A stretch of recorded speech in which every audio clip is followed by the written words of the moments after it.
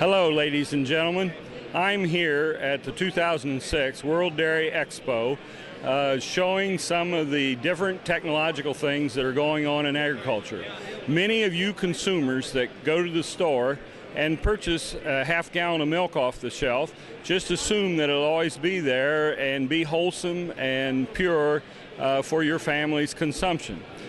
Today we want to talk a little bit about some of the things that's going on in food animal agriculture, specifically with the dairy industry. Keep in mind that there is a technological revolution going on in agriculture, and I'm here to report to you one of those technological developments that is occurring. With me today is Tony Brazda with the Deal Valve Company, and we're going to demonstrate for you one of those products. Good morning, Tony. Good morning. Tony, we're going to talk about a robotic milker, and many of the viewers, if they work in factories or whatever, are familiar with robots that do welding and make cars and this sort of thing. And now we're going to talk about developing a robot that will milk dairy cows.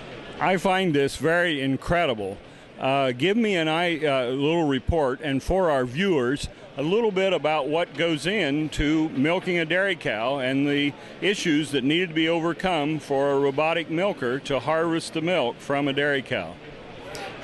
Dairy cattle are a few things. One is they're a creature of habit. They like to be milked in a very consistent, very standardized routine.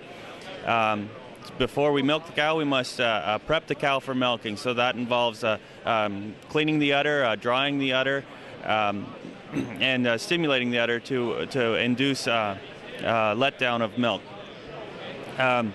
So those are the basic things that we need to do before we start milking the cow. Then we actually must attach teacups to the udder. When the milking is completed, we want to apply an approved T-tip product. It's basically a sanitary product that reduces any chance of infection or contamination of the animal's udder after milking has been completed. Those are the basic steps in milking, and that's what we've automated here in the machine behind me.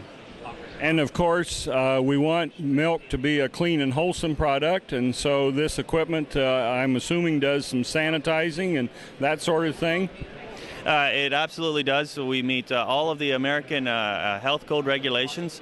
To be real honest, the United States was one of the last countries we've introduced this equipment to. We've just introduced it over the last year. And one of the reasons is because the food safety standards in the United States are higher than anywhere else in the world. And they have held us to a higher target to achieve, and our engineering department has done a great job of ensuring that. One of the things that we make our living at is supplying quality equipment for the dairymen. They make their living by supplying quality milk for the consumer. So we consider ourselves an integral part of that, and we consider food safety at the absolute highest priority. This is a pleasurable event for them, correct? It is. Well, our system, we call it's a VMS. It stands for Voluntary Milking System. And what we want is the animals to attend voluntarily. It's a little bit different of a philosophy than your standard dairy barn. The robot, the milking station, actually is integrated into part of that, the housing environment for the cow. So we kind of use feed as an enticement to bring the animals in, but she stands here voluntarily. She's just standing on a rubber matted floor. She's standing very comfortably. The robot arm goes to work, prepping and actually performing the milking interface that way. We want to make sure that the cow's treated gently, calmly, very humanely, because we're asking these animals to attend voluntarily. No one's there bringing these animals in. The cow does that on her own. She gets to set her own rhythm, her own social order inside of the herd. We find it a very enjoyable experience for the cows.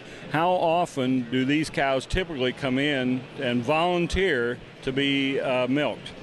Our herd averages are typically somewhere between, say, 2.5 milkings a day up to about 3 milkings a day is when it happens. And some animals will volunteer more often. If we think it's too early for them to be milked, we simply don't go through that process, and we sort the animals out.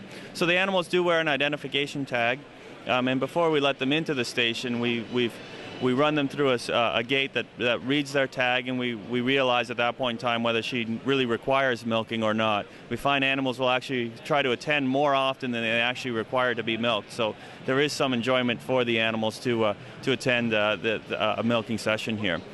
Are there very many American dairy farmers that are installing this equipment? Of our equipment, we have a dozen systems out there today, but we really just introduced it only a few months ago, so into the American marketplace. So De Laval, although it has been around in the United States for a long period of time, we've been a milking equipment company for 126 years, but the VMS has really just been launched, and this is really its American debut here at World Dairy Expo. Thanks, Tony. Well, you've heard another story of the technology in food animal agriculture. That's the way it is. We'll see you down the road.